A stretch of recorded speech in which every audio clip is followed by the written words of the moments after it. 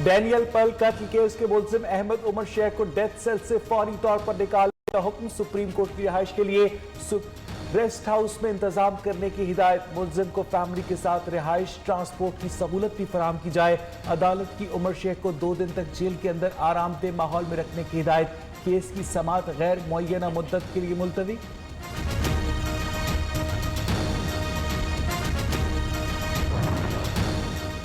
भारत के मजमूम मकासद बेनकाब गिलगित के नौजवान मेहदी शाह का भारत की प्रॉक्सीज के लिए इस्तेमाल होने का एतराफ। माफियाज ने उनके वालिद को गुमराह करके पाकिस्तान मुखालिफ बयानी पर मजबूर किया। वही कहानी इनके साथ भी दोहराई गई। इटली से अमजद अय्यूब मिर्जा ने पैसे दिए, पाकिस्तान मुखालिफ मुजाहिरों के लिए उकसाया, UN में नुमाइंदगी का लालच, मोदी से मुलाकात का वादा भी किया।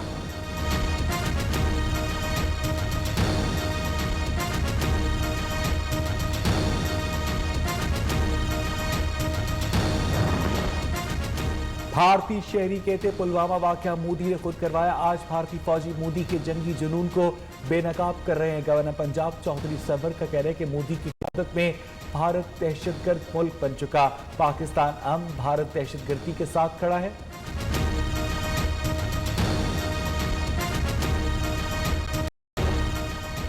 आमदन से जायद असासाजात और मनी लॉन्ड्रिंग केस शहबाज शरीफ एहतसाब अदालत लाहौर में पेश।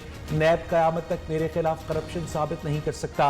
ऑपोजिशन लीडर का बयान, मियां साहब समाअत करने दें, वक्त जाया न करें। अदालत ने आइंदा ऑपोजिशन लीडर को कमरा अदालत में सियासी बातें करने से रोक दिया।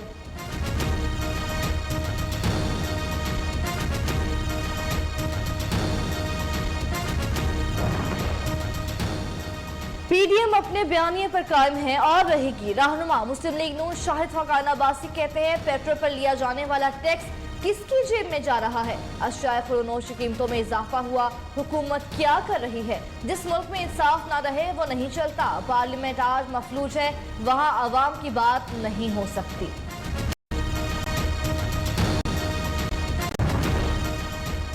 वजीर आला ऑफिस अब नो गो एरिया नहीं रहा। माजी के शोबदाबाद से आला अवाम तो दूर अपनी जमात के मेंबरान असेंबली से मिलना भी गवारा न करते। मुआविन खुसूसी फिरदौस आशिक आवान ने कहा कि अवामी मसाइल से मुसलसल आगही और मसाइल के फौरी हल के लिए मेंबरान असेंबली से मुलाकातों का सिलसिला जारी रहेगा।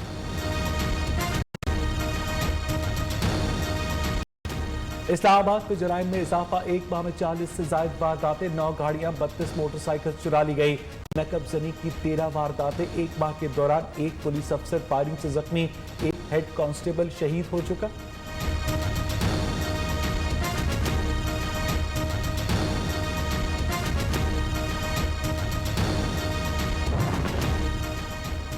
कोयटा में ट्रैफिक पुलिस एहलकार सरेआम शहरियों को तशद्दुद का निशाना बनाने लगी। अवामी नेशनल पार्टी के मुकामी रहनुमा सैयद हदनान आगा और बेटे इसरार को खूब मारा पीटा। वीडियो सोशल मीडिया पर वायरल।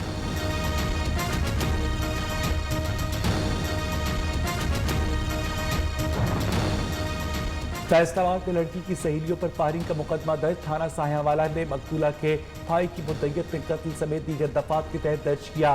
गुज़िश्ता रोज साहियावाला में सहेली ने फायरिंग करके अपनी एक सहेली को कत्ल, एक को जख्मी किया और बाद में खुद भी जहरीली गोलियां खाकर जिंदगी का खात्मा कर लिया था।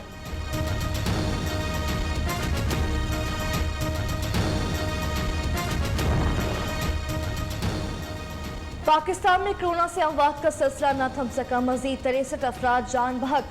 24 घंटे में 1220 नए केस रिपोर्ट। मुल्क में कोरोना से तहफ़्फ़ुज़ के लिए वैक्सीनेशन की तैयारियां। 7 शहरों में कोरोना वैक्सीन की स्टोरेज के इंतजाम मुकम्मल। तरबियत याफ्ता अमला तैनात। हस्बे ज़रूरत वैक्सीन दीगर शहरों को भिजवाई जाएगी। मुल्क में जारी महंगाई के तूफान से अवाम का जीना महाल। कराची में दूध की कीमत एक बार फिर इजाफा। डेयरी फार्मर एसोसिएशन का रवा माह दूध की कीमत में फी लीटर 20 रुपए इजाफे का ऐलान। 120 फी लीटर में मिलने वाले दूध की कीमत 140 रुपए फी लीटर हो जाएगी। हुकूमत की ट्रांसपोर्टर्स मुखालिफ पॉलिसी के खिलाफ पाकिस्तान मिनी मजदा एसोसिएशन सरापा एहतजाज। लाहौर में बाबू साबू चौक पर धरना।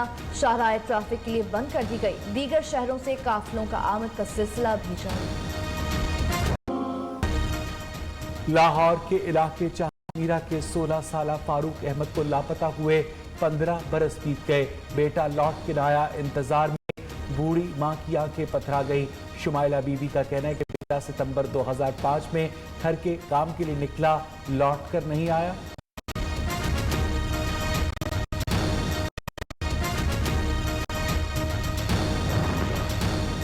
रूस में ऑपोजिशन लीडर अलेक्सी नावल्नी की रिहाई के लिए कई शहरों में मुजाहरे। पुलिस ने क्रैकडाउन करके 5000 से ज्यादा अफराद को गिरफ्तार कर लिया।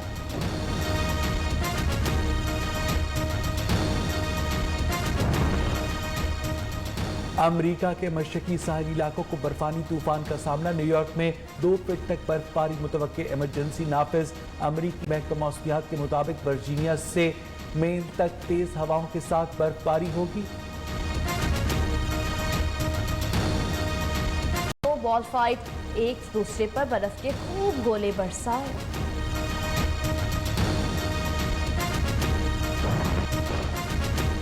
मुल्क के मुख्तलिफ हिस्सों में कल तक बारिश की पेशगोई। महकमा मौसमियात के मुताबिक मुल्क के कई हिस्सों में मौसम भीग जाएगा, बालाई इलाकों में बर्फबारी भी होगी। खैबर पख्तूनख्वा में बारिशों का नया सिलसिला आज से शुरू होगा, जो 2 दिन तक जारी रहेगा।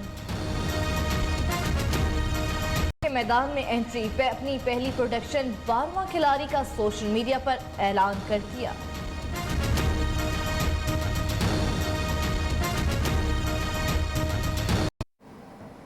डैनियल पर्ल कत्ल केस के मुलजिम अहमद उमर शेख को डेथ सेल से फौरी तौर पर निकाला जाए। सुप्रीम कोर्ट ने बड़ा हुक्म दे दिया। अदालत ने 2 दिन में अहमद उमर शेख की रिहाइश के लिए किसी रेस्ट हाउस में इंतजाम करने की हिदायत भी कर दी।